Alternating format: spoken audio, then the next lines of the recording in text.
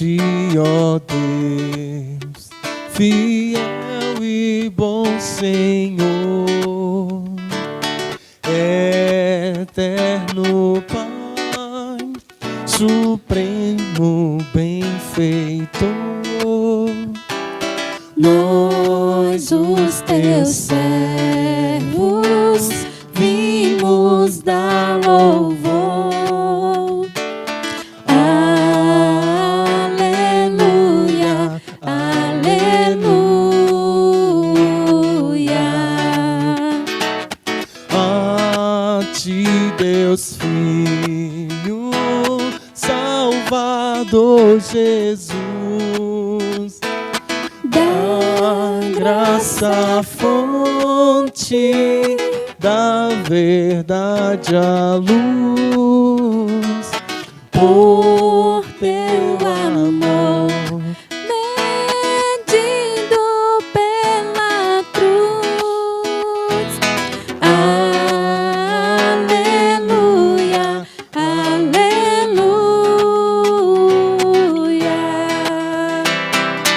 a ti, ó Deus, real Consolador,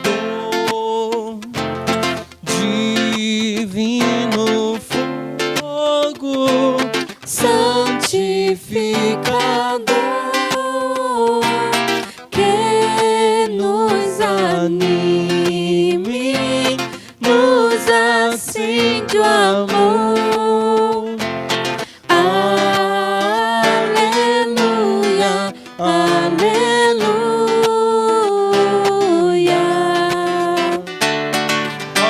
a ti, Deus Trino, poderoso Deus, que estás presente sempre junto aos teus, a ministrar as bênçãos lá dos céus.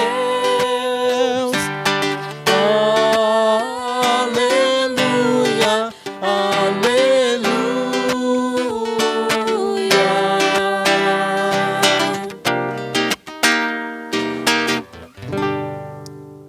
Que a boa e doce paz do nosso único Senhor e suficiente Salvador, Jesus Cristo, inunde o seu lar. Que ela seja na sua vida transbordante. Louvado seja Deus por esta hora em que nos unimos e reunimos-nos na rede para louvar, engrandecer e adorar ao Deus Criador de todo o universo, ao Deus de Abraão, ao Deus de Isaac e ao Deus de Jacó. Nós já estamos vencendo este dia, este primeiro dia da semana, e nesta noite nós queremos pedir a direção do Espírito de Deus, a bênção do Senhor para este culto que a Ele ofertamos.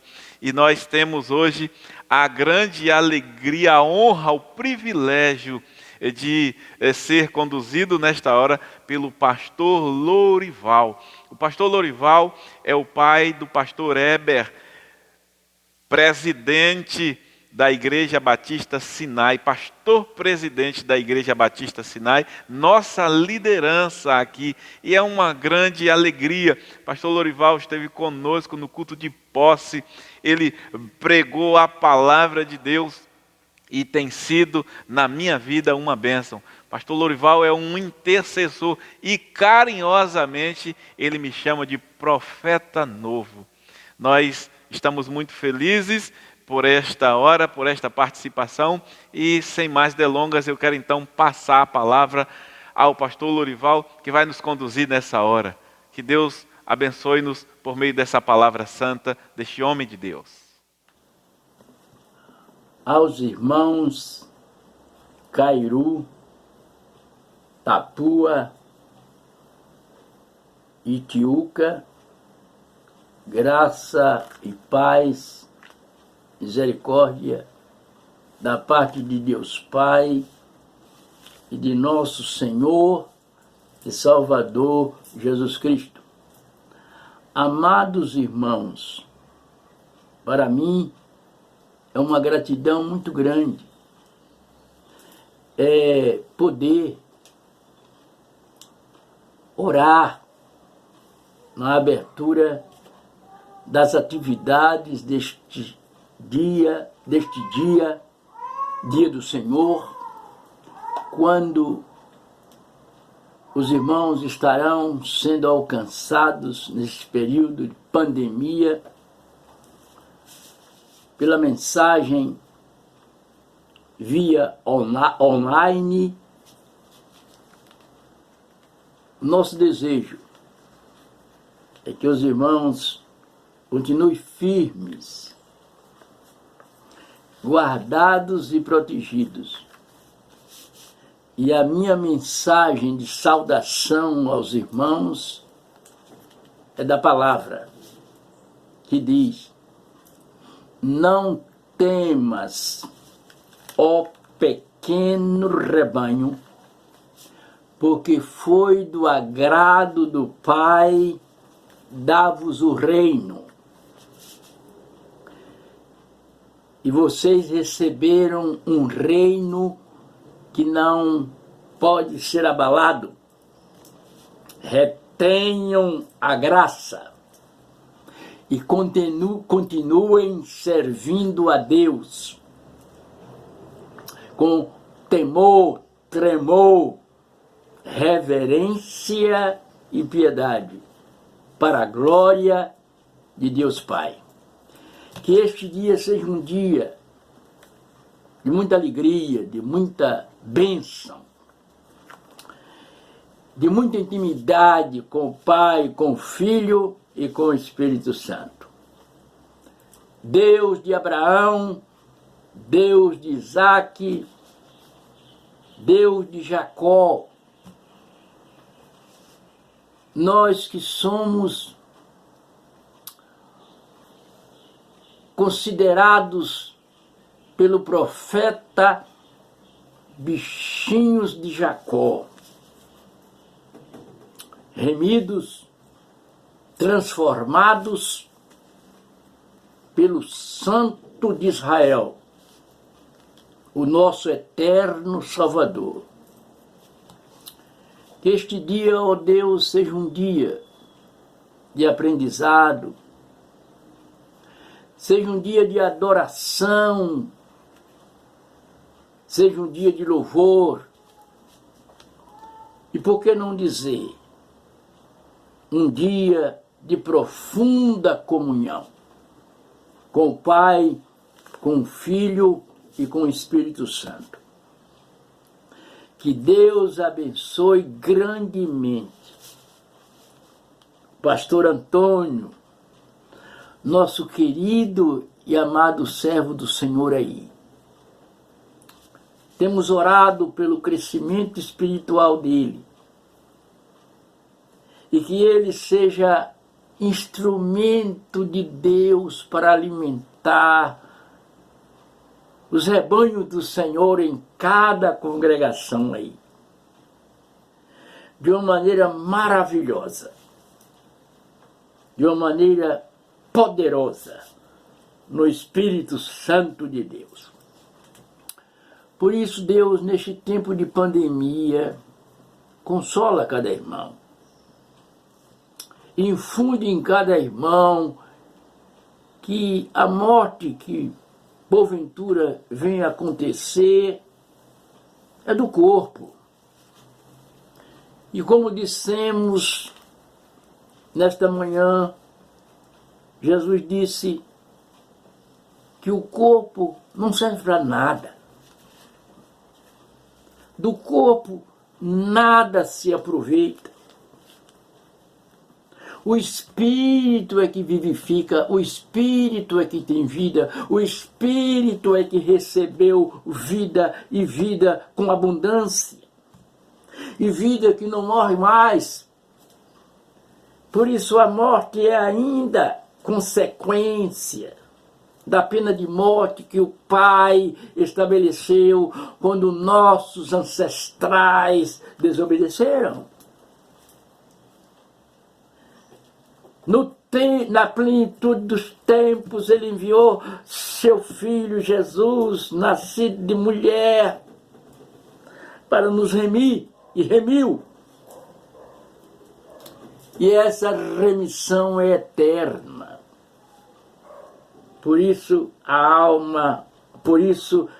ele revogou em parte a pena de morte da alma e nos deu vida quando nós estávamos mortos em nossos delitos e pecados. Pela graça e de graça recebemos. Por isso, meus irmãos, não tenham medo, não. Não temas, ó pequeno rebanho, porque foi do agrado do Pai dar-vos o reino. E esse reino não pode ser abalado. E esse reino ninguém pode tirar. Ó queridos, ó amados, sede forte, sede corajosos.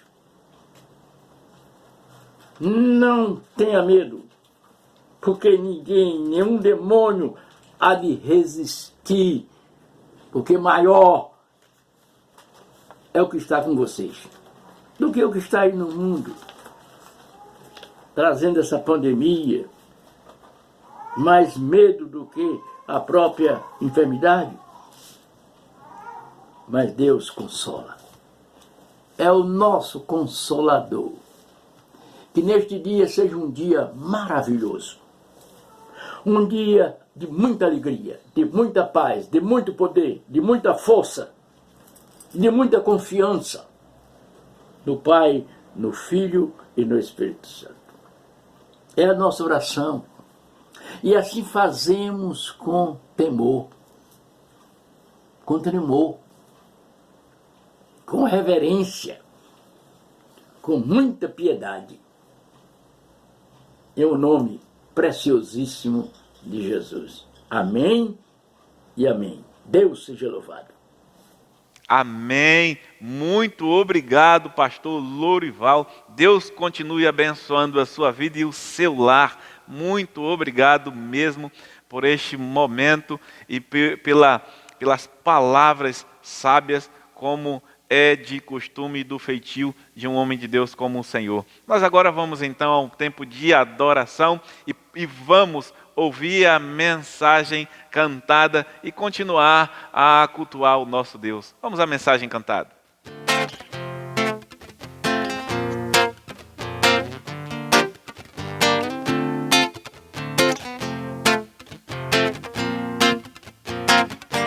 Verbo vivo viveu entre nós, Filho do homem, Filho de Deus, curando os enfermos, livrando os cativos. Era chegado o reino de Deus.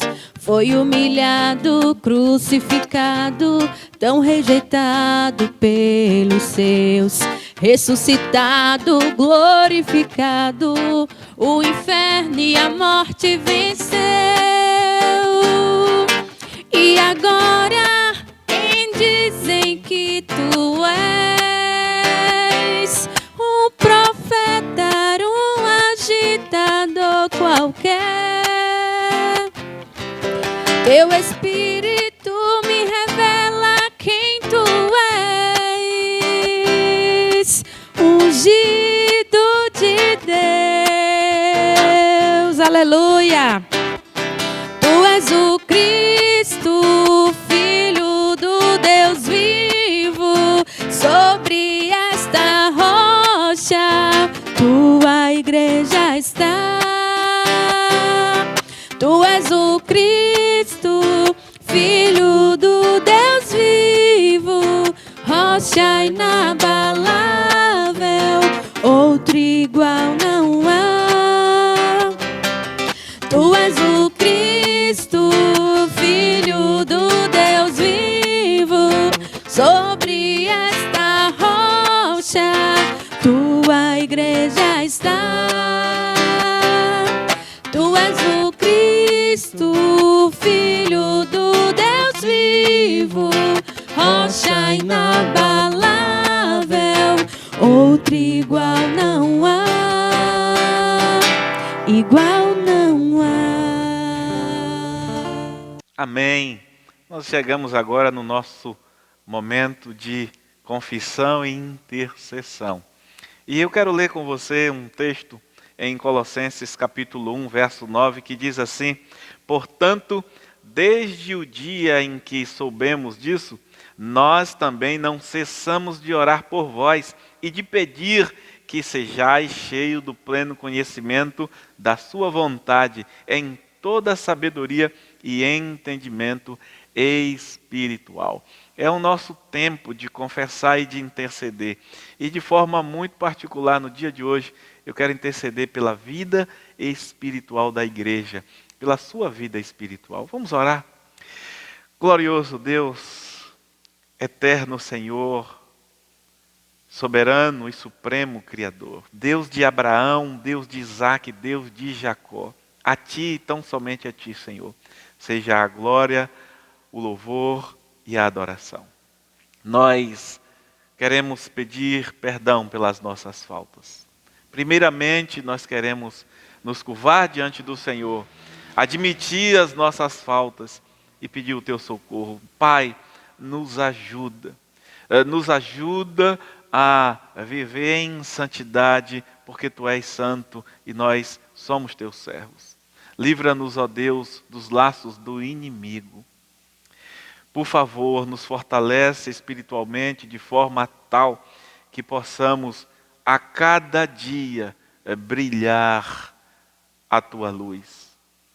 Por meio de um estilo de vida santo, que denuncia o nosso crescimento, mas que esta obra em nós não seja uma obra ausente de oração e de meditação, que a prática da oração e da meditação seja uma realidade no nosso viver, para que a santificação, ela também seja real em nossa vida. Muito obrigado, Senhor. Muito obrigado pela renovação da Tua misericórdia, dia após dia, em nossa vida. E agora nós queremos Te apresentar a Tua igreja santa. Santa porque é eleita e separada. Mas nós precisamos caminhar, perseguir a pureza, que é a santificação, no pensar, no falar, no agir e no reagir. Por favor, Senhor, pela Tua poderosa palavra, porque nela está o poder, pelo Teu Espírito Santo, aviva a igreja, santifica a igreja, purifica a igreja, que somos nós, para que tenhamos menos que pedir perdão e mais a agradecer. Por favor, Senhor, visita a Tua igreja que nesta hora cultua conosco, mas também aqueles que não cultuam nesta hora. Por favor, aviva mais uma vez, eu suplico. Renova, conduz pelo Teu poder, pelo poder da palavra, pela unção do Espírito. Mas também quero Te agradecer por mais um dia, mais uma oportunidade que estamos tendo de Te louvar, de Te bendizer, de Te engrandecer. Te louvar pela vida desses irmãos que ora participam conosco neste culto. Senhor, continua a derramar da Tua graça, da Tua misericórdia, da sabedoria do Teu Espírito sobre a vida dos Teus servos, ministros da palavra, para conduzir com sabedoria a Tua igreja. E são muitos que vêm em nossa mente e em coração, como o pastor Heber, pastor Walter, o pastor Gilson, pastor Francisco em Santo Antônio, pastor Jair, bênção de Deus em nossas vidas, em Valença, conduzindo a igreja Nova Aliança ali na Bolívia. Deus, pastor Robson, meu pai na fé, que tem sido para mim um instrumento do Senhor. Continua a conduzir a igreja do Senhor por meio da vida desses homens separados por Ti. Homens santos do Senhor. Muito obrigado por cada um deles.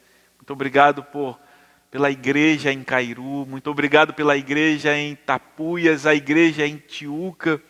Muito obrigado pela igreja do Senhor, que ora espalhada. Obrigado pelos irmãos que intercedem continuamente por nós.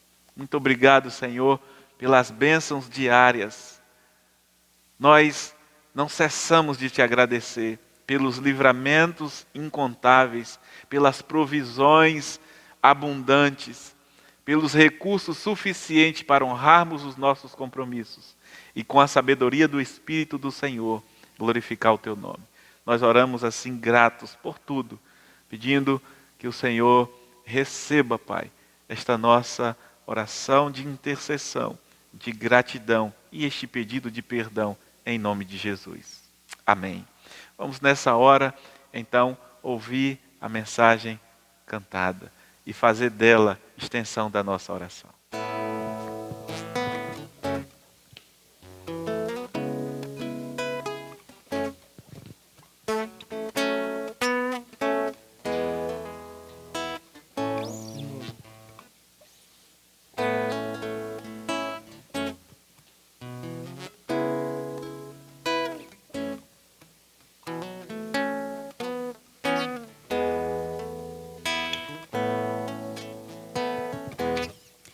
Em fervente oração, vem o teu coração na presença de Deus derramar.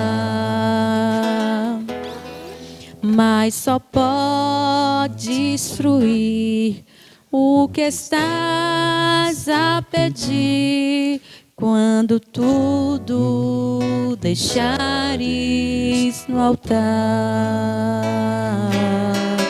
Quando tudo perante o Senhor estiver e todo teu ser Ele controlar, só então hás de ver que o Senhor tem poder quando tudo deixares no altar.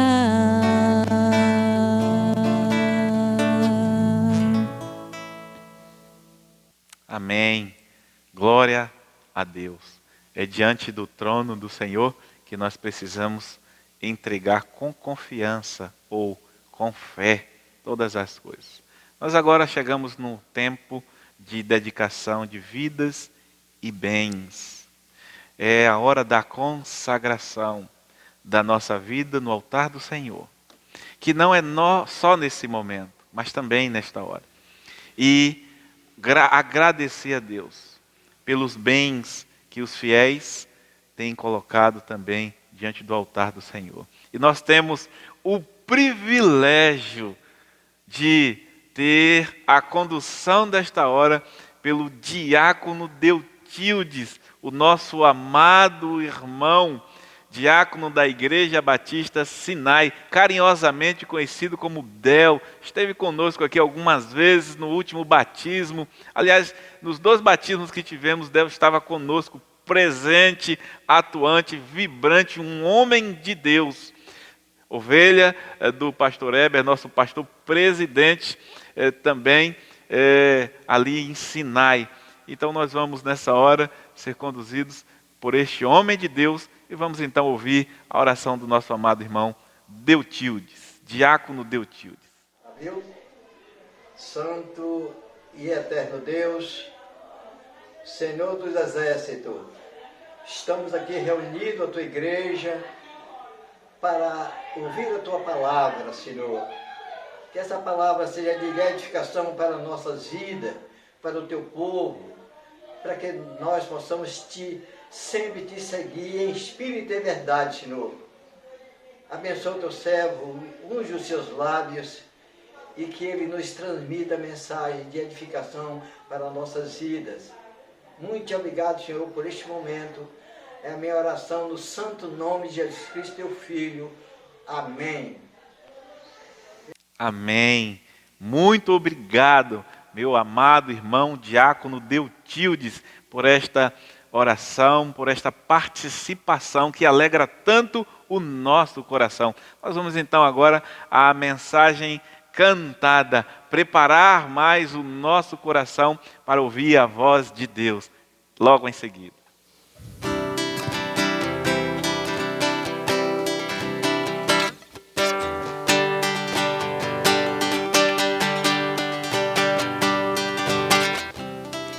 Por que olhar dentre os mortos quem vivo está?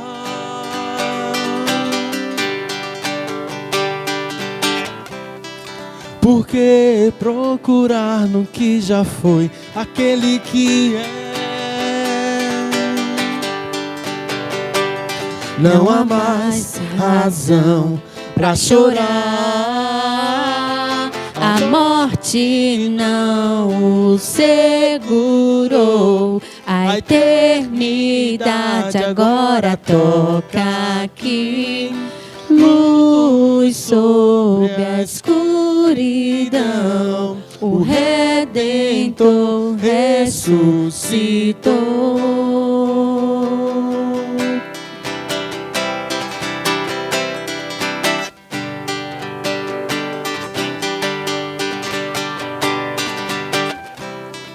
Por que olhar dentre os mortos quem vivo está?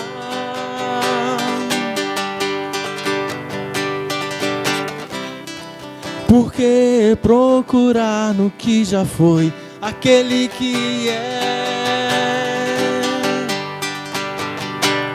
Não há mais razão Pra chorar, a morte não o segurou. A eternidade agora toca aqui. Luz sobre a escuridão. O Redentor ressuscitou. A morte não o segurou. A eternidade agora toca aqui. Luz sobre a escuridão. O Redentor ressuscitou.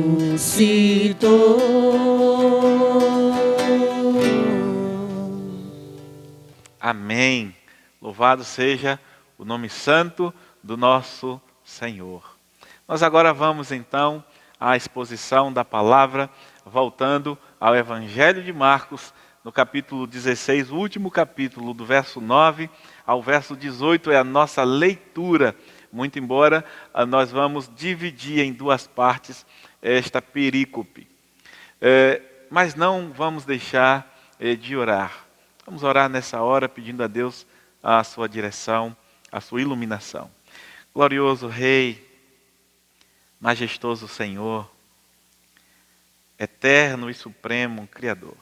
Graças te damos pelo privilégio que temos nesta hora de ser o comunicador da palavra.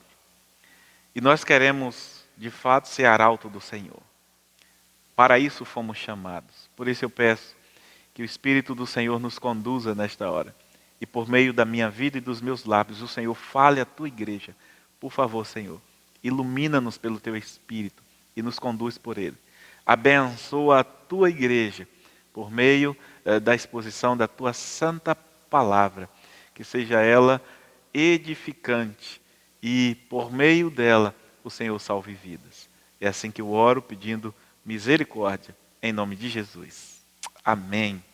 Louvado seja o nome santo do nosso Rei, do nosso glorioso Deus. Nós dissemos anteriormente que o advogado de acusação estava sustentando uma tese fraudulenta, sem nenhuma prova concreta. Foi assim que nós falamos na mensagem passada. Não tinha a principal prova da sua tese. O corpo do dito dito falecido. E mais, não tinha uma só testemunha coerente. Usaram falsas testemunhas, todas elas corrompidas, desde a acusação até a exigência da condenação e também na ressurreição. O julgamento, enfim, chegou ao seu clímax. Frente à escandalosa derrota dos advogados de acusação, só lhe resta a apelação e a retirada. O dito falecido, e faço aspas, não só está vivo, mas é visto por muitos, conversa e até come com os seus discípulos. É isso que nós vamos ver nesse trecho que agora vamos do verso 9 ao verso 18. E eu convido você a fazer a leitura comigo desse texto. Assim diz a palavra: depois de ressuscitar, cedo no primeiro dia da semana, Jesus apareceu primeiramente a Maria Madalena, na qual havia expulsado 7 demônios. E ela foi anunciar isso aos que haviam andado com ele, que estavam tristes e chorando. Quando souberam que ele estava vivo e que fora visto por ela, não creram. Depois disso, ele se manifestou sobre outra forma a 2 deles, que iam a caminho do campo, os quais foram anunciá-lo aos outros, mas nem a esses deram crédito. Por último, então, apareceu aos 11, estando eles à mesa, e criticou-lhes a incredulidade e a dureza de coração, por não terem dado crédito aos que o haviam visto ressurreto. E disse-lhes: ide por todo o mundo e pregai o evangelho a toda criatura. Quem crê e for batizado será salvo, mas quem não crê será condenado. E estes sinais acompanharão os que crerem. Em meu nome expulsarão demônios, falarão novas línguas, pegarão em serpentes, e se beberem alguma coisa mortífera, não lhes fará mal algum. Imporão as mãos aos enfermos, e estes serão curados. O texto é tremendo. A nossa grande ideia é esta: o rei que foi crucificado, morto, sepultado, ressuscitou e agora vivo aparece aos seus. Temos uma perícope que vai dos versículos 9 ao 18 e nós vamos dividi-la em 2 partes por uma questão didática. Versículos 9 ao 14 nós vamos apreciar hoje e a segunda parte na próxima oportunidade. Então vamos à primeira parte. E nós temos 2 pontos nesta primeira parte. Nós subdividimos para facilitar. A primeira parte, a aparição do rei ressuscitado aos seus, ou a aparição do rei ressurreto. E a segunda parte, a crítica do rei aos seus 11 discípulos. O rei que foi crucificado, morto, sepultado, ressuscitou e agora vivo aparece aos seus. Do capítulo 14, 43 ao 16, 14 do Evangelho de Marcos, mostra a paixão e o triunfo do rei sobre a morte, o último inimigo a ser vencido, como diz Coríntios capítulo 15. Em 1 Coríntios, no capítulo 15, no verso 26, melhor dizendo, do capítulo 15, está assim dito: e o último inimigo a ser destruído é a morte. Esse é o último inimigo a ser destruído. Então, eu quero agora ir à primeira parte, a aparição do rei ressuscitado aos seus. E compreendem os versículos 9 ao versículo 14, parte A. Quase toda a estrutura que nós vamos apreciar hoje. Verso 9 ao 14a. A aparição faz parte da ressurreição. A aparição é a prova da ressurreição por meio das testemunhas. No capítulo 15, verso 42 ao 47 do Evangelho de Marcos, nesses 6 versículos que conclui a paixão de Cristo, João Marcos está focado em provar via fatos inquestionáveis aos irmãos gentios em Roma a morte e sepultamento de Jesus Cristo. Todo esse empenho de João Marcos é para validar a ressurreição do rei, que vimos no capítulo 16, do verso 1 ao verso 8. Pois sem morte e sepultamento não há ressurreição. Agora, o autor inspirado está argumentando ou trazendo provas da ressurreição do rei, ou seja, ele está dizendo: o rei que foi crucificado, morto, sepultado, ressuscitou e agora vivo aparece aos seus. Em Lucas, no capítulo 24, verso 5, nós vamos ter Lucas 24, que é o correlato desse texto. Verso 5 diz: elas ficaram com medo e baixaram os olhos para o chão, e eles disseram: por que procurais entre os mortos aquele que vive? Ele vive, diz Lucas 24, 5. Em Marcos capítulo 10, do verso 32 ao 34, o Senhor está citando as profecias a seu respeito, de Salmo 16, 10, de 2 Samuel, e até olhando para Gênesis 3,15. Então, o Evangelho de Marcos, no capítulo 10, do verso 32 ao 34, o Senhor, ele está citando esses momentos. 32 ao 34, eles estavam a caminho, subindo para Jerusalém, e Jesus ia diante deles, e espantados seguiam-no com medo. De novo Jesus tomou consigo os 12 e começou a falar-lhe das coisas que deveriam lhe acontecer. Estamos subindo para Jerusalém, e o Filho do Homem será entregue aos principais sacerdotes e aos escribas. Eles o condenarão à morte e o entregarão aos gentios, e irão zombar dele e cuspir nele e açoitá-lo e matá-lo. Depois de 3 dias ele ressuscitará. Ele está citando o Salmo 16:10, que diz que o servo do Senhor não vai ficar no túmulo, nem o corpo vê corrupção. Ele está citando 2 Samuel 7:12 e 16, abreviando, quando Davi deseja construir um templo do Senhor, e o Senhor diz: não, eu vou da sua descendência, vai sair um, e esse vai edificar o templo, e o seu reino será para sempre, prevalecerá para sempre. Porque o autor inspirado está trazendo provas da ressurreição de Jesus Cristo? Porque essa é a tese que ele defende desde o início.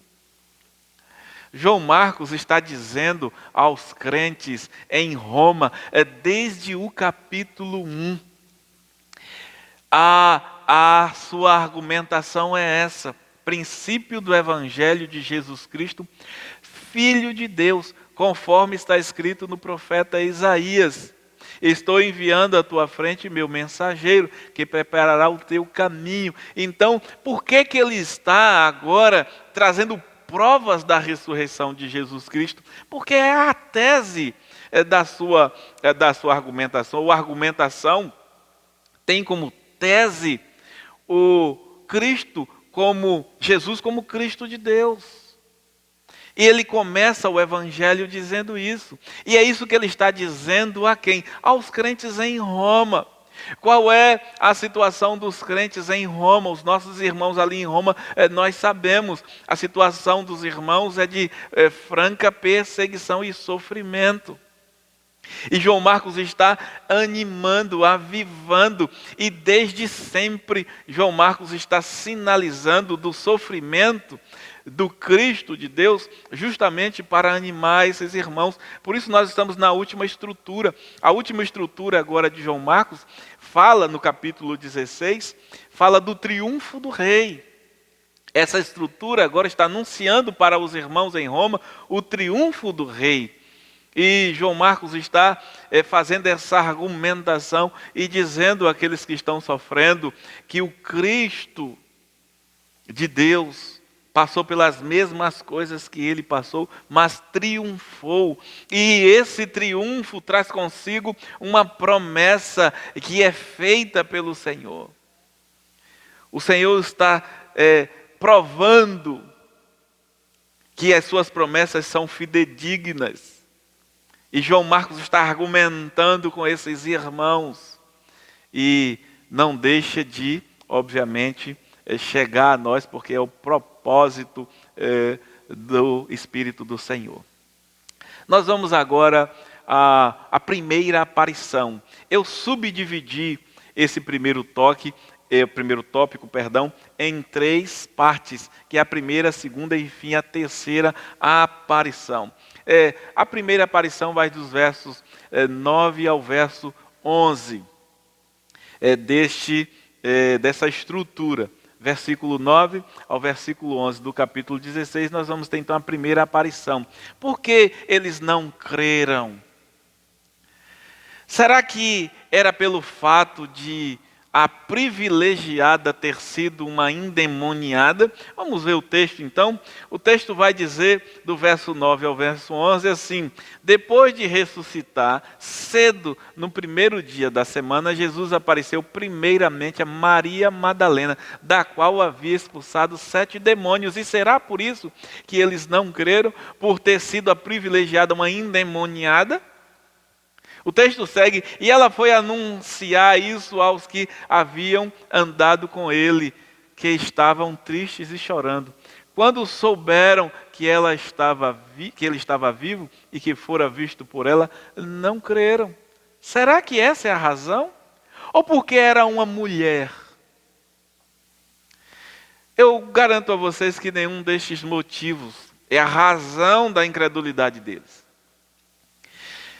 Vamos olhar então para os correlatos. Olhando para Mateus 28, ele não vai trazer novidades para nós. João 20 também não, mas Lucas é relevante. Lucas 24 é o correlato do 6 ao 11. Ele é relevante. Verso 6 ao verso 11 diz: ele não está aqui, mas ressuscitou. Lembrai-vos de como vos falou ainda na Galileia. É necessário que o Filho do Homem seja entregue nas mãos de homens pecadores, seja crucificado e ressuscite ao terceiro dia. Então elas se lembraram das suas palavras e, voltando do sepulcro, anunciaram todas essas coisas aos 11 e a todos os outros. As mulheres que relataram essas coisas aos apóstolos foram Maria Madalena, Joana, Maria mãe de Tiago e outras que também estavam com elas, mas as palavras delas lhe pareceram um delírio e não lhe deram crédito. Observem que agora nós temos em Lucas um coletivo de irmãs, entre elas está Maria Madalena, e que anuncia a eles a mesma coisa. São muitas testemunhas, e isso é muito interessante. Não é uma testemunha. João Marcos, ele destaca Maria Madalena como se fosse a única, mas não é. São muitas testemunhas, e o testemunho de 2 é válido. De 2 pessoas, mas ainda assim eles não creem. Então, não é o fato de que é ela uma mulher e nem foi uma endemoniada ou estava só. Vamos então ao segundo aparecimento, ou a segunda aparição, que vai dos versos 12 ao verso 13. E diz assim: depois disso, ele se manifestou sob outra forma a 2 deles que iam a caminho do campo, os quais foram anunciá-lo aos outros, mas nem a esses deram crédito. A gente fica a questionar por que eles não creram nesses. Agora não se trata de endemoniadas ou endemoniados, nem de mulher, eram homens, eram 2. João Marcos vai falar, num primeiro momento, que é uma mulher, muito embora Lucas apontam o coletivo, e nós sabemos que era um coletivo, era um grupo de mulheres, não havia uma só. Nós vemos isso na estrutura anterior. Elas viram onde estava o corpo e depois foram levar, no capítulo 16, logo no início, passado sábado, Maria Madalena, Maria mãe de Tiago e Salomé, compraram essências aromáticas para ungir o corpo de Jesus. João Marcos está fazendo um destaque, está trazendo aquela que foi rejeitada, aquela que foi purificada, aquela que foi santificada e que agora é uma adoradora, uma serva do Senhor. E parece que é uma pessoa, mas não tem uma pessoa. E nesse momento também, são dois os homens. Por que não creram? Já que eram dois e o testemunho de dois é tido como verdadeiro, é válido. E por que não creram? É interessante observar que o autor inspirado, por conta do seu propósito, é econômico nas palavras. De forma objetiva, em 2 versículos ele informa, verso 12 e verso 13. Ele se manifestou a 2 deles que iam a caminho do campo, os quais foram anunciar a eles e eles não creram. Agora vamos ver em detalhes esses 2, quem são, ou um deles é identificado. Em Lucas, logo no capítulo 1 do Evangelho de Lucas, no início, no verso 1, a apresentação de Lucas é muito interessante. Diferente de João Marcos, bem objetivo, diz Evangelho de Jesus Cristo, Filho de Deus. Ele apresenta no versículo 1 a sua tese. E ele agora defende essa tese, que Jesus é o Filho de Deus. Já Lucas, ele inicia dizendo que é um pesquisador. Capítulo 1, do verso 1 ao verso 3, Lucas diz assim: visto que muitos têm empreendido uma narração coordenada dos fatos que se realizaram entre nós, transmitidos pelos que desde o princípio foram suas testemunhas oculares e ministros da palavra, pareceu-me adequado também a mim, excelentíssimo Teófilo, depois de investigar tudo cuidadosamente desde o começo, escrever-te uma narrativa em ordem. Lucas diz, eu fiz uma pesquisa, eu estudei tudo que João Marcos escreveu, eu vi todas as informações, eu os entrevistei, eu os conheço e agora eu vou trazer os detalhes disso. É isso que Lucas faz. É por isso que eu convido a gente ver em Lucas os detalhes. O autor inspirado assim apresenta o seu evangelho como uma pesquisa. Não desmerece em nada. Ele simplesmente, ele confessa, ele diz, eu pesquisei, inspirado pelo Espírito de Deus, eu trago aqui em detalhe. Vamos olhar então esses correlatos. Eu quero primeiro o correlato de Mateus e depois nós vamos voltar a Lucas. Mateus no capítulo 28. Olhar para o correlato desse momento. No verso 16 e 17 do capítulo 28 de Mateus, está assim. Quando o viram, adoraram-no, mas alguns duvidaram. E aproximando-se Jesus, falou-lhe, toda a autoridade me foi concedida no céu e na terra. 16, e diz, e os 11 discípulos partiram para a Galileia, para o monte que Jesus lhe designara. Nós estamos na segunda aparição. Depois disso, ele se manifestou sobre outra forma a 2. Aqui nós não vamos ter essa mesma informação. Mas quando a gente chega em Lucas, no capítulo 24 de Lucas, do verso 13 ao 35, é muito interessante quando nós vemos esses 2 versículos narrados em 20 versículos, mais de 20 versículos. Esses pequenos 2 versículos de Marcos. O encontro do Senhor com 2 que iam a caminho do campo. E é riquíssimo, porque esses 2 que estavam a caminho do campo, o verso 13 de 24, começa dizendo assim: nesse mesmo dia, 2 deles seguiam para um povoado chamado Emaús. João Marcos, econômico, objetivo, por causa do seu propósito, ele não traz detalhes, mas Lucas, ele desde o início diz: eu fiz uma pesquisa acurada e trago detalhes, eu trago informações preciosas e detalhadas. Então, esse acontecimento em Lucas já traz riquíssimos detalhes. Ele diz que esses 2 estavam indo para Emaús, uma cidade distante de Jerusalém, 60 estádios. Olha, ele traz medidas precisas.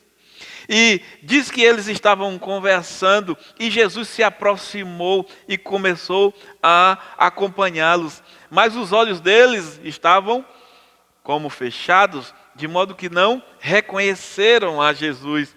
Então Jesus perguntou: que estás falando pelo caminho? Eles então pararam tristes.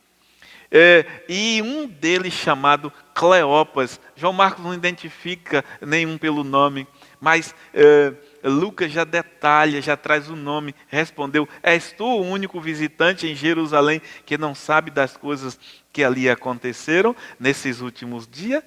Ele perguntou: quais? E eles responderam: as que dizem respeito a Jesus, o Nazareno, que foi profeta poderoso em obras e palavras diante de Deus e de todo o povo, como os principais sacerdotes e as nossas autoridades o entregaram para ser condenado à morte e crucificaram.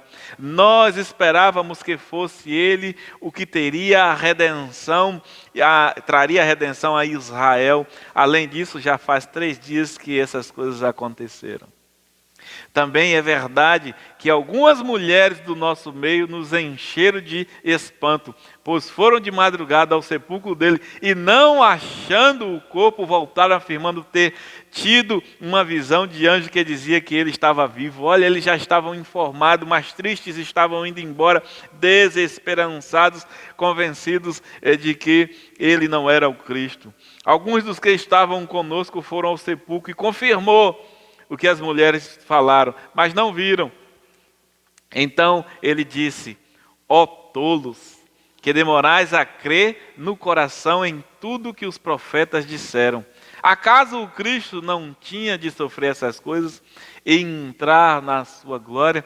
Então, o Lucas, ele detalha e vai ensinar, apresentar tudo. O verso 34 diz: os quais diziam: é verdade, o Senhor ressuscitou e apareceu a Simão. Então os 2 contaram o que havia acontecido no caminho e como o reconheceram no partir do pão. Mas em João Marcos está dito que eles tiveram essa experiência, voltaram, contou aos discípulos, mas o verso 13 termina assim: mas nem esses deram crédito. Eles não creram. Assim como os 2 que estavam indo, um deles, Cleópatra, não creram. As mulheres já tinham falado, mas eles não acreditaram e foram embora. Mas agora eles viram. E porque viram, creram. Apesar de detalhista, não há informação da incredulidade aqui em Lucas. Já em João, no capítulo 20, que é um outro correlato, João capítulo 20, no final do Evangelho, a informação da negação é atribuída a um só dos discípulos. É interessante a forma de narrativa de cada autor, por causa dos seus propósitos. Então, quando a gente chega em João capítulo 20, verso 18 ao 25, nós já vamos ter então uma informação de negação que Lucas não traz, mas de um dos discípulos. A Maria e Maria Madalena foi anunciar aos discípulos, viu o Senhor e relatou as coisas que ele lhe dissera. Quando chegou a tarde daquele dia, o primeiro dia da semana, estando os discípulos reunidos com as portas trancadas por medo dos judeus, Jesus chegou, colocou-se no meio deles e disse-lhes: Paz seja convosco. Ao dizer isso, mostrou-lhe as mãos e o lado. Os discípulos alegraram-se ao verem o Senhor. Então Jesus lhe disse pela segunda vez: Pai seja convosco. Assim como o Pai me enviou, também eu vos envio. E havendo dito isso, soprou sobre eles e disse-lhes: recebei o Espírito Santo. Se perdoardes os pecados de alguém, serão perdoados, e se retiverdes, serão retidos. Tomé, chamado Dídimo, um dos 12, não estava com eles quando Jesus apareceu. Então os outros discípulos lhe disseram: vimos o Senhor. Ele, porém, lhe respondeu: se eu não vir o sinal dos pregos nas mãos e não puser o meu dedo no seu lado, de maneira nenhuma crerei. Em Marcos, ninguém creu. Em Lucas, não há registro desta informação. Em João, não creu. Depois da aparição, obviamente, aos outros que não creram, ninguém creu, o Senhor agora aparece a todos, e todos dizem: é verdade, mas Tomé não estava. Um dos 11 diz: eu não acredito. Da mesma maneira que vocês não acreditaram e quiseram ver, eu só acredito se ver. Todos estão no mesmo patamar de incredulidade, mas agora eles tinham visto e por isso estavam anunciando a Tomé. Nós vamos à terceira e última aparição. No versículo 14, parte A, diz assim: por último, então apareceu aos 11, estando eles à mesa. Por último, apareceu aos 11, estando eles à mesa. Só a parte A é a terceira aparição. Agora eles não mais recebem a notícia por terceiros. O próprio Jesus Cristo apareceu a eles. E nessa aparição o Senhor os exorta, faz duras críticas e as devidas correções. Chegamos então ao segundo ponto, que é então a crítica do rei aos seus. O rei que foi crucificado, morto, sepultado, ressuscitou e agora vive, aparece aos seus. E é esse o nosso último ponto, o segundo e último, a crítica do rei aos seus 11 discípulos. Os incrédulos 11 discípulos. O texto segue: e criticou-lhe a incredulidade e a dureza de coração, por não terem dado crédito ao que o haviam visto ressuscitado, ou o haviam visto ressurreto. Agora o Senhor faz duras críticas a eles e faz as devidas correção. No Evangelho de Lucas, no capítulo 24 e 20, é onde nós vamos nos debruçar. 24, 36 ao 46 de Lucas e João 20. Vamos a Lucas primeiramente. Lucas 24, do verso 36 ao verso 46, o texto diz: enquanto ainda falavam, nisso o próprio Jesus apareceu no meio deles e disse-lhes: Pai seja convosco. Mas eles, assustados e com medo, pensaram que estavam vendo algum espírito. Ele, porém, lhe disse: por que estás angustiado? Isso aqui é uma repreensão. Aqui do Evangelho está em forma de pergunta, mas é uma repreensão da parte do Senhor. E porque surgem dúvidas em vosso coração, o Senhor está querendo saber deles porque da incredulidade, porque da dureza, está criticando eles. Marcos já diz de forma mais objetiva acerca disso. Marcos vai dizer: e criticou-lhe a incredulidade. Verso 14, por último então apareceu aos 11, estando eles à mesa, e criticou-lhe a incredulidade e dureza de coração. Aqui em Lucas é feito em forma de pergunta. Ele, porém, lhe perguntou: por que vocês estão angustiados e por que vem dúvida no coração de vocês? Verso 39, olhai as minhas mãos e os meus pés, pois sou eu mesmo. Apalpai-me e vede, porque um espírito não tem carne nem ossos, como percebeis que eu tenho. E é interessante porque em João essa fala é para Dídimo, é para Tomé, mas aqui nós temos essa fala para todos eles que estão duvidando. E dizendo isso, mostrou-lhe as mãos e os pés, admirados e ainda sem acreditar. Olha o verso 41, por causa da alegria, Jesus lhe perguntou: tendes aqui alguma coisa para comer? Então lhe deram um pedaço de peixe assado, e ele o pegou e o comeu na frente deles. Depois lhe disse: são essas as palavras que vos falei, estando ainda convosco. Olha a exortação: era necessário que se cumprisse tudo o que estava escrito sobre mim, na lei de Moisés, nos profetas e nos salmos. Então lhes abriu o entendimento para compreenderem as Escrituras e disse-lhes: está escrito que o Cristo sofreria e ao terceiro dia ressuscitaria dentre os mortos. Muito rico, Lucas traz muitos detalhes muito importantes para nós. Aquilo que João Marcos é mais objetivo, Lucas é mais detalhista. E João, no capítulo 20, do 26 ao 29, só aponta 26 vai dizer: 8 dias depois os discípulos estavam outra vez ali reunidos e Tomé estava entre eles. Estando as portas trancadas, Jesus chegou, colocou-se no meio deles e disse: Pai seja convosco.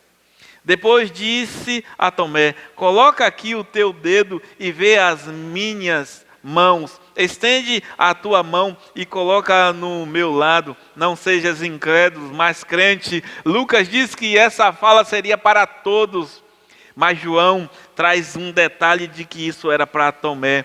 Tomé lhe respondeu: Senhor meu e Deus meu. E Jesus lhe disse: porque me viste e crestes, bem-aventurados o que viram, o que não viram e creram.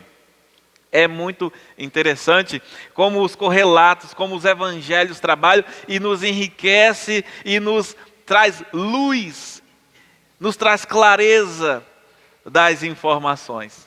A razão da incredulidade deles é revelada nesses correlatos e agora por Jesus Cristo, que duramente criticou-lhes a reincidente dureza de coração. Não era porque elas eram mulheres, ou porque foi uma endemoniada, ou porque aqueles dois não tem causa para não acreditar nos dois. Jesus revela o porquê que eles não creem, o porquê da incredulidade. Jesus critica com dureza a reincidência da dureza do coração deles, da incredulidade deles. No Evangelho de Marcos, no capítulo 9 do Evangelho de Marcos, do verso 16, a partir do verso 16 até o verso 19, está assim: e eles discutiam entre si, dizendo: é porque não temos pão. Ao perceber isso, Jesus lhe disse: por que discutis por não terdes pão? Ainda não compreendeis? Não entendeis? O vosso coração está endurecido? Tende olhos e não vedes? Tende ouvidos e não ouves? Não vos lembrais? Quando partiu os 5 pães para 5.000, quantos cestos cheios de pedaços colhestes? E eles responderam: 12. Então o Senhor aqui sinaliza já mostra para nós. Mas esse é o capítulo 8, perdão, viu? Esse aqui é o capítulo 8. Agora olha o capítulo 9, que mais uma vez o Senhor, no capítulo 8, fala da dureza do coração, do 16 ao 19, mas repete no 9, do 16 ao 19 também, com mais clareza ainda. Do 16 ao 19, do 9 está: e Jesus lhe perguntou: o que estás discutindo? E alguém dentre a multidão lhe respondeu: mestre, eu te trouxe meu filho que tem um espírito mudo. Onde quer que o apanhem, provoca-lhe convulsões, de modo que ele espuma pela boca, range os dentes e começa a se enrijecer. Pedi aos teus discípulos que o expulsassem, mas eles não conseguiram. Olha a repreensão do 8, 16 ao 19. E no 19 Jesus diz, e Jesus lhes respondeu: ó geração incrédula, até quando estarei convosco? Até quando terei de suportar-vos? Trazei-me o menino. Jesus acabara de operar milagre, eles estavam preocupados com o pão e Jesus o repreende a incredulidade.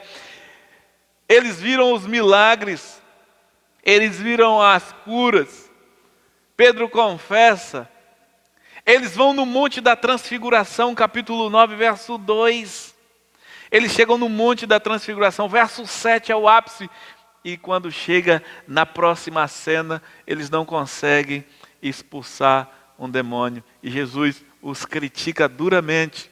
Mas no capítulo 10 do mesmo Evangelho de Marcos, verso 32 ao 34, o Senhor diz, do 32 ao 34, eles estavam a caminho subindo para Jerusalém, e Jesus ia diante deles, e espantados seguiam-no com medo. De novo Jesus tomou consigo os 12 e começou a falar-lhe das coisas que deveriam lhe acontecer. O que era?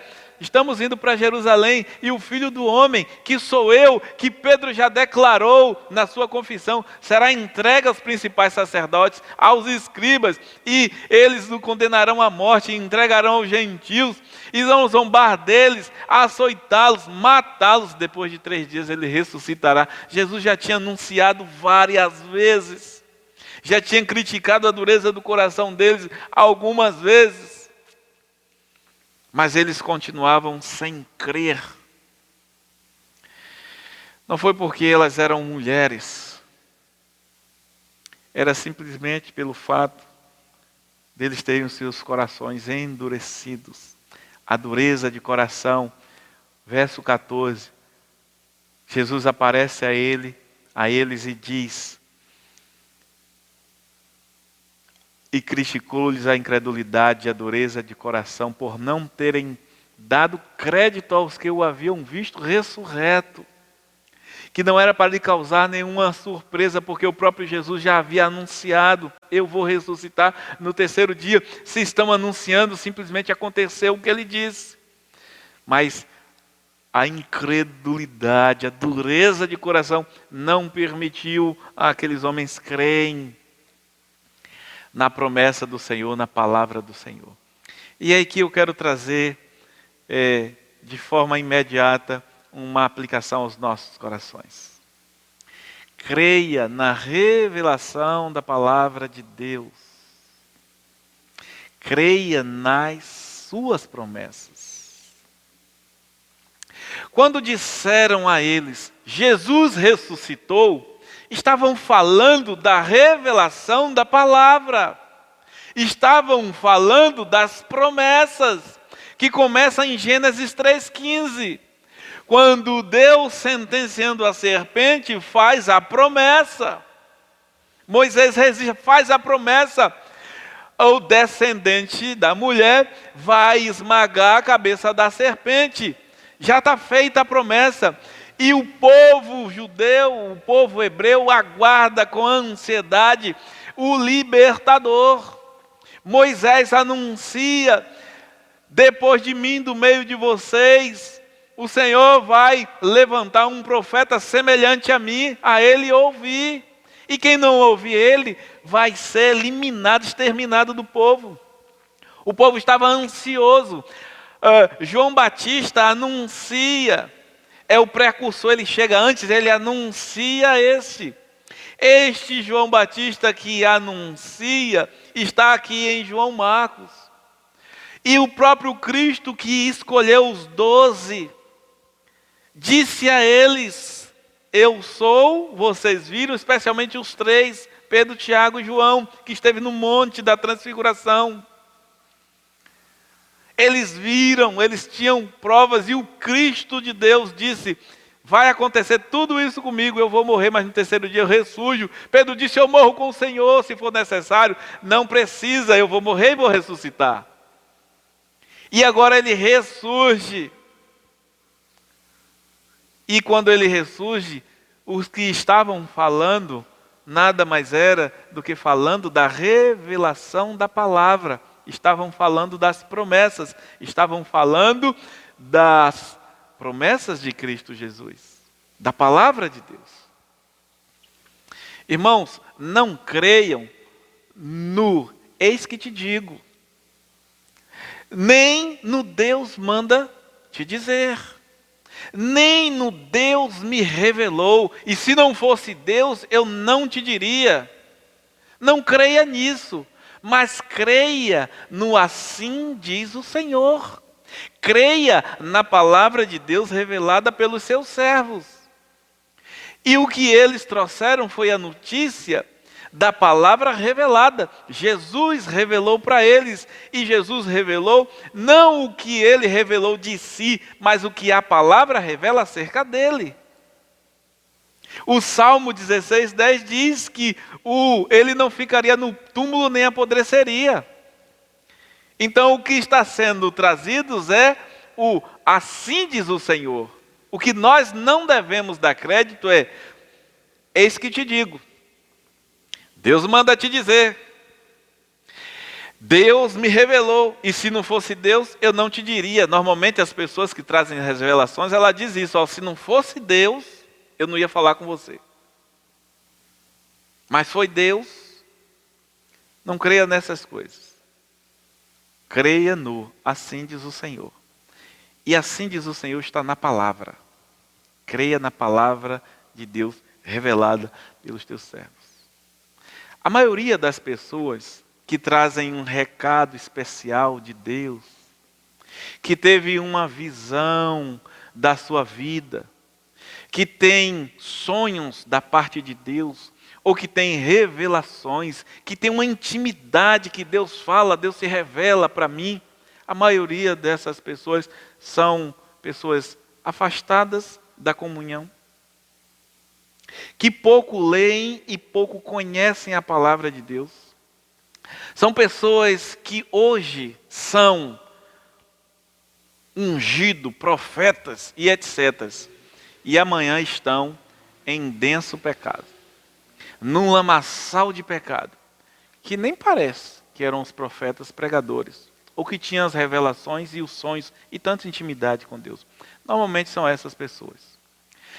Se Deus continuaria a falar regularmente por meio de sonhos, visões e revelações, por que ou para que a Bíblia? Pense. Admitir isso é como admitir que há outro caminho fora de Jesus Cristo que nos leva a Deus. Se há outro caminho, para que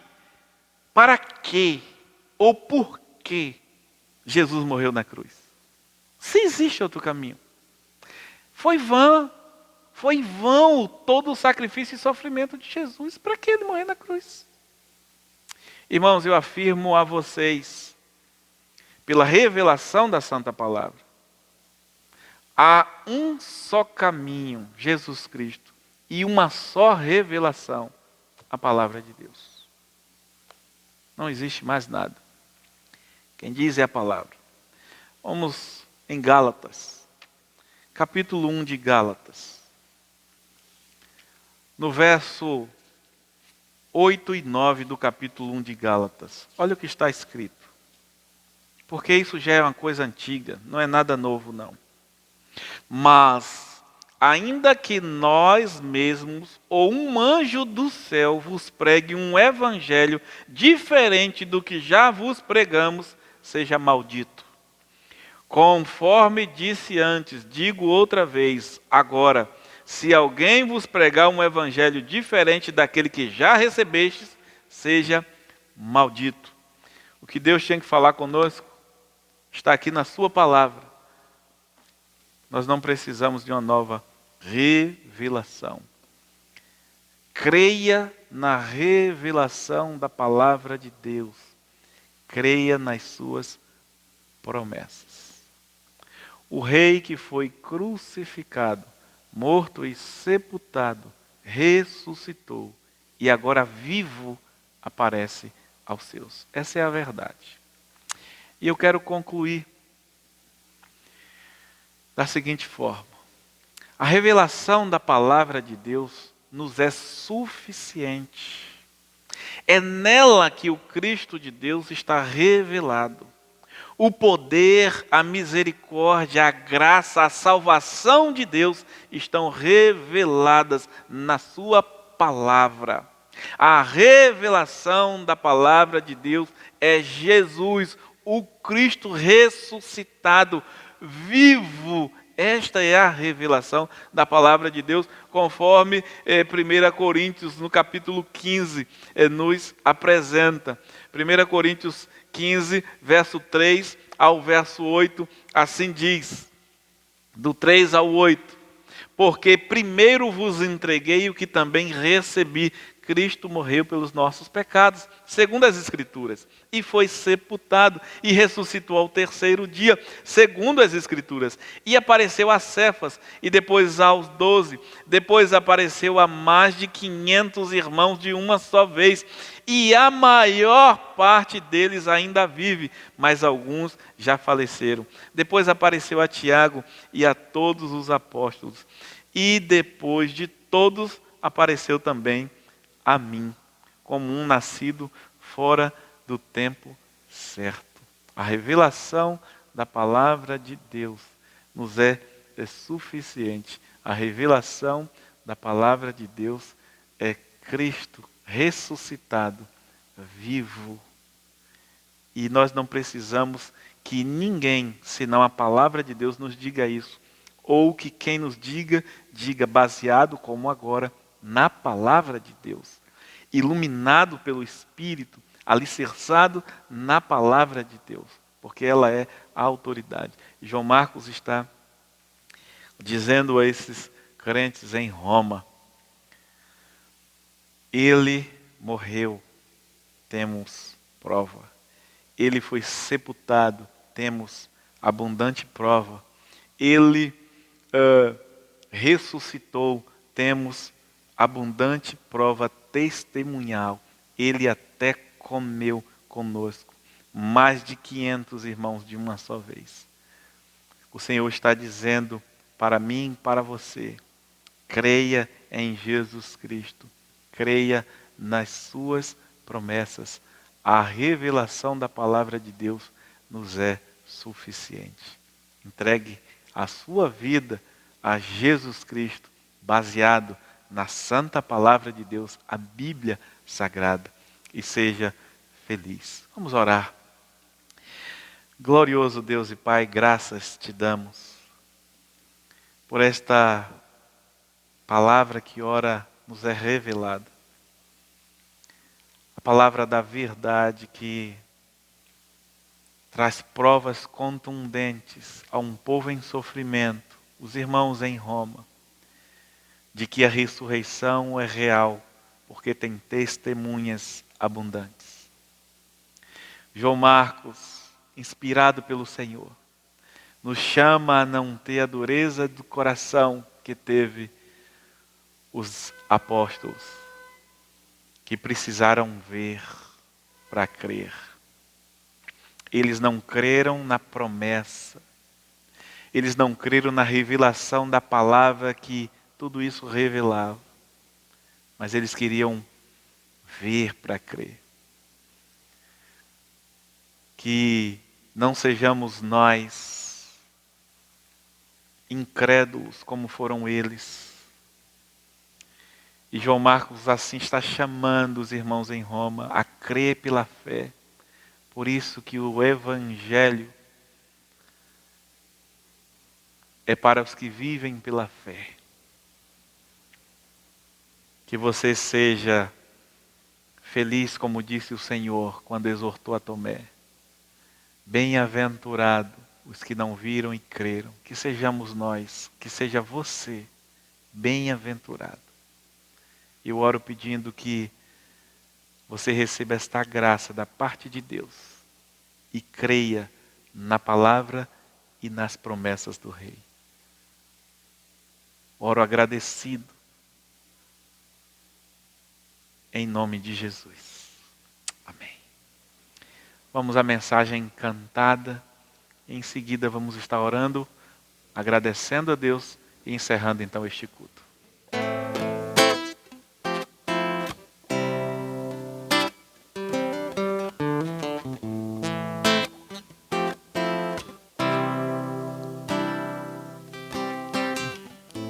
Foi no meio do caminho que ouvimos sua voz a nos consolar.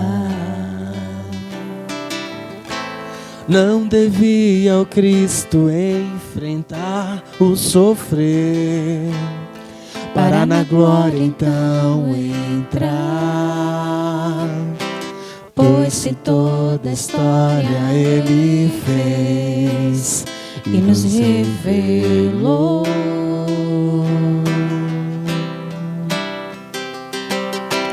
Deus que se encarnou entre a sua criação, para conosco estar. Não queimava o nosso coração ao ensinar sua palavra aqui. E à mesa ao partir o pão, nossos olhos finalmente abrir. É o Mestre que ressuscitou, voltou para estar entre nós.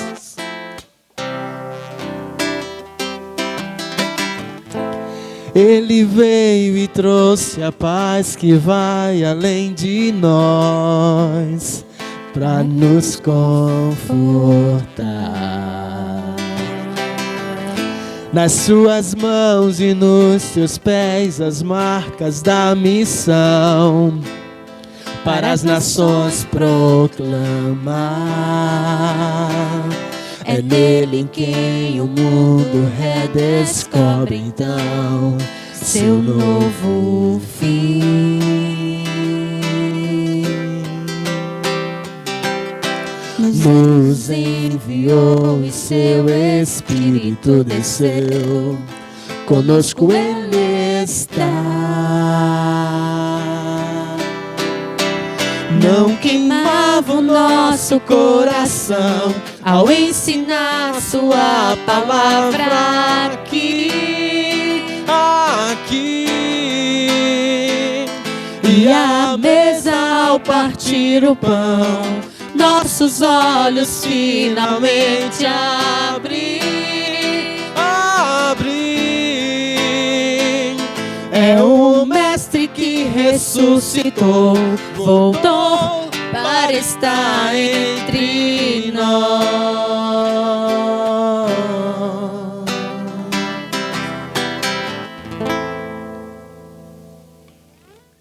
Amém. Louvado seja o nome do Senhor, que mais uma vez nos concedeu a bênção de ofertar, de apresentar a Ele este culto e de ouvir a sua voz, a mensagem pregada. Vamos orar, vamos agradecer ao Senhor pela vitória que Ele nos está concedendo sobre este dia e agradecendo pela semana que vencemos.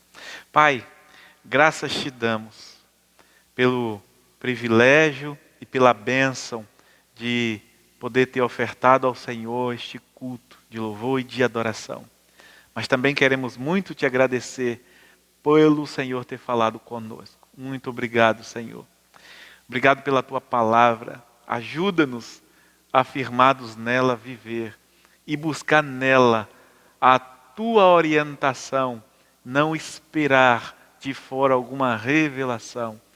Livra-nos, Senhor Deus, dos laços do inimigo. Muito obrigado pela semana que nós vencemos e gratos estamos pela nova semana que recebemos de tuas mãos.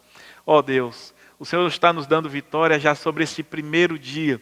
Ajuda-nos a vencer o restante da semana, aos pés da cruz, em plena comunhão e total dependência do único e verdadeiro Deus de Abraão, de Isaque e de Jacó. Iluminados pelo Espírito do Senhor, ajuda-nos, ó Deus, a glorificar o nome santo do Senhor por meio do nosso viver, por meio das nossas ações, reações e pensamentos. Por favor, ajuda-nos. Nós oramos gratos por cada participante, muito gratos pelos irmãos que nos abençoou, pastor Lorival, o diácono Deutildes, muito obrigado, Senhor, pela vida destes servos. Obrigado pela igreja de Tapuias, de Itiúca e a igreja de Cairu. Que os teus servos continuem firmes nas tuas promessas e que a graça do Senhor se renove dia após dia em nosso viver, juntamente com a tua misericórdia. É assim que eu oro agradecido, pedindo que o Senhor nos conduza pelo Espírito Santo durante toda esta semana, em nome de Jesus. Amém. Louvado seja Deus, que Deus a todos continue abençoando e derramando graça pelo nome de Jesus.